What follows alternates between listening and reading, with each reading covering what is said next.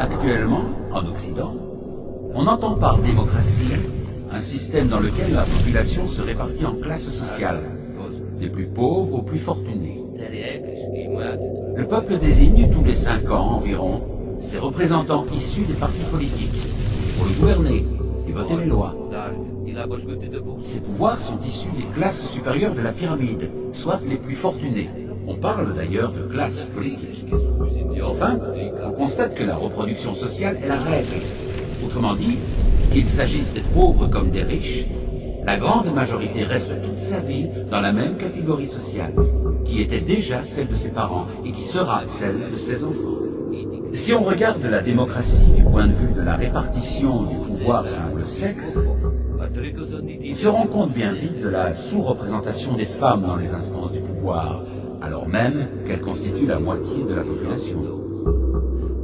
En observant la couleur de la peau, on se rend compte également que la pyramide est proportionnellement plus blanche à son sommet qu'à sa base dans la plupart des démocraties. On parle de démocratie, mais l'essentiel du système ne comprend aucune démocratie. C'est le cas notamment du monde du travail et de l'entreprise, dominé par le principe hiérarchique. Et la plupart des domaines de la vie, l'énergie, le transport, l'école, les services publics, la finance. Dans le monde des médias, on observe une forte concentration des acteurs qui ont par ailleurs d'autres intérêts. Les armes, les avions, le luxe, le bâtiment, les télécommunications. La plupart des journalistes qui font l'opinion vivent dans les classes aisées et l'on peut penser qu'ils auront tendance à défendre, même inconsciemment, les intérêts de leur catégorie d'appartenance.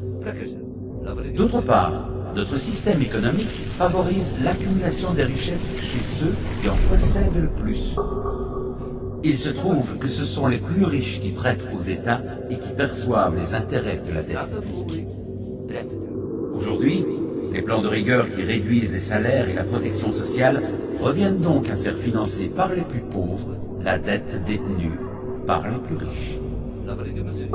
Si on élargit la perspective, on se rend compte qu'une idéologie politique et économique est imposée aux populations par des lobbies financiers, industriels, qui ne font que défendre leurs intérêts en dehors de tout processus démocratique. Nombre d'entre eux ont d'ailleurs des budgets nettement supérieurs à ceux de la majorité des États. Ils influencent les décisions politiques, les lois, et parfois même financent des partis politiques.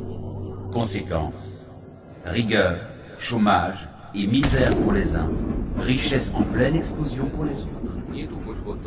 Preuve en est, l'endettement de tous les États du monde est égal aux actifs de seulement 10 banques.